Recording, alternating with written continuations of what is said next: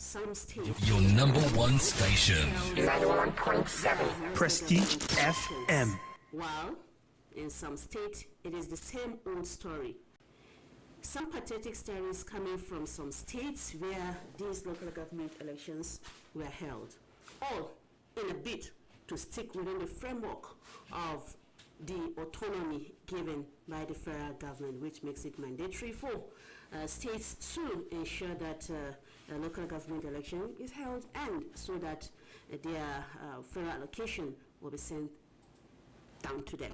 So I'll be taking a look at the fresh move by some governors against local government autonomy.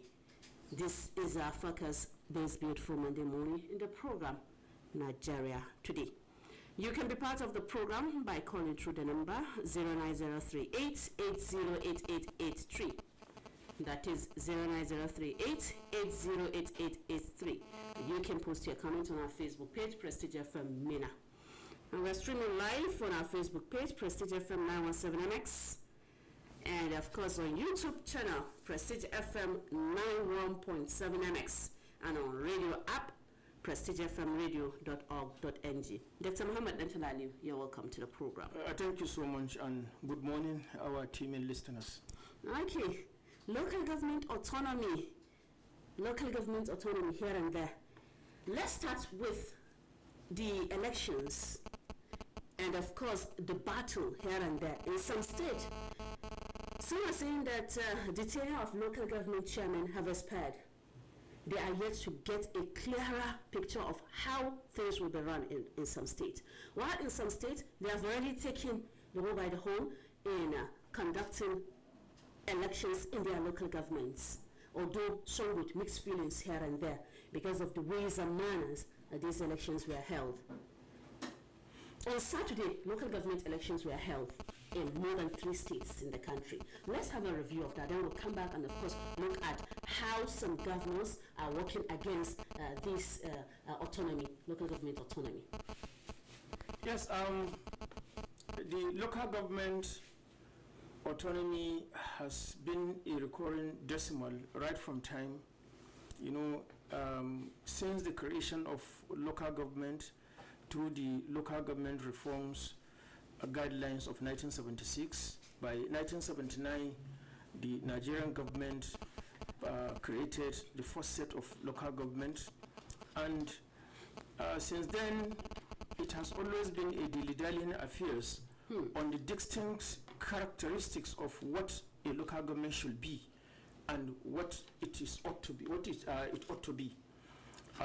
Over the years, we have seen the local government coming in as a tier of the government: the federal, the state, and then the local government. Of these 3 tiers, it is the local government that have suffered untold hardship, untold monopolies by sitting governors. Local governments over the years have not been allowed to breathe fresh air, to have fresh ventilations, and to be able to be governed properly, looking at the fact that that level of governance is the one that is closest to the people. And that is why since 1979, when local governments were created by the Obasanjo administration, then you realize that successive governors have not been able to have a clear understanding, neither to even make a clear demarcation on what the status of local government should be.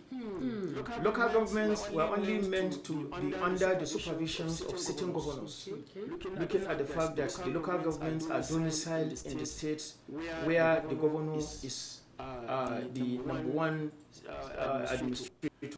And because of that, that overseeing functions given to governors, many governors have come to equate that overseeing function to monopoly of even the resources that are accruing for the local government.